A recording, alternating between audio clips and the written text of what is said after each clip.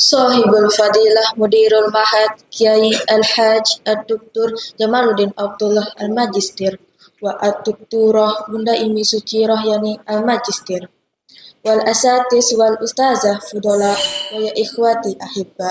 Bismillahirrahmanirrahim. Assalamualaikum warahmatullahi wabarakatuh.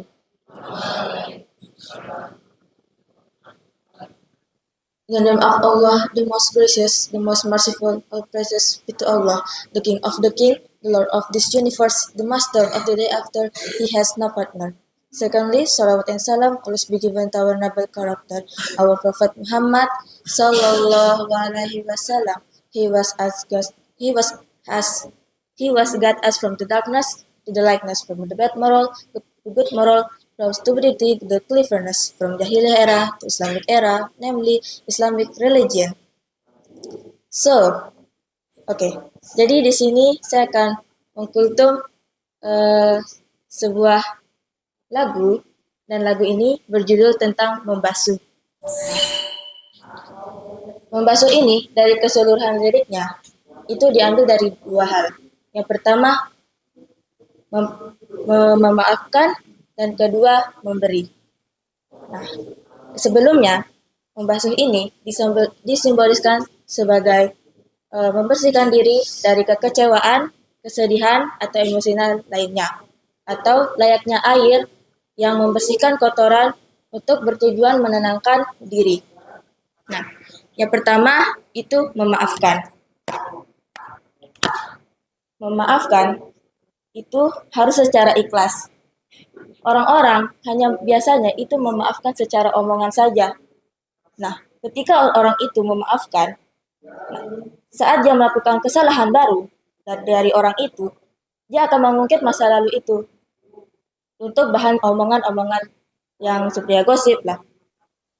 Jadi, kalau kita memaafkan seseorang itu harus secara ikhlas. Jangan sekedar omongan saja. Yang kedua, itu memberi. Mungkin hal biasa memberi itu saat kita berlebih. Berlebih saat kita mungkin mempunyai banyak hal. Tapi ketika kita memberi, membasuh, atau kering saat kita kekurangan, itu hal yang sangat mulia. Pada surah Al-Imran ayat 134 yang berbunyi Bismillahirrahmanirrahim, allazina yunfikuna fis-sarra wad darra wal kaziminal ghaiza wal afina 'anil nas wallahu yuhibbul muhsinin. Yang artinya, orang-orang yang berinfak baik di waktu yang luas atau sempit dan menahan amarahnya dan memaafkan semua manusia, dan Allah mencintai orang-orang tersebut. Dan itu orang-orang yang bertakwa. Jadi, kesimpulan dari tutum ini adalah ikhlas. Ketika kita memaafkan seseorang, itu secara ikhlas. Jangan memaafkan itu secara omongan. Tidak hanya memaafkan seseorang saja, tapi memaafkan diri sendiri. Ingat,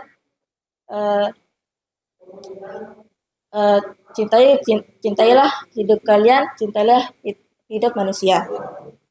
Yang kedua, itu memberi. Di fase apapun, di fase kalian tinggi, di fase kalian rendah, di fase kalian tengah, itu tetaplah kalian memberi atau berbagi suatu hal. Pasti Allah akan memberikan itu atau membalas kebaikan kalian itu sebaik-baiknya. Oke? Dan sekian dari saya, dan mohon maaf ada kesalahan kata, dan mohon maaf dari saya jika ada perbuatan salah di tahun ini dan tahun-tahun sebelumnya. Dan saya Zirwa Munayamru, izin pamit undur diri.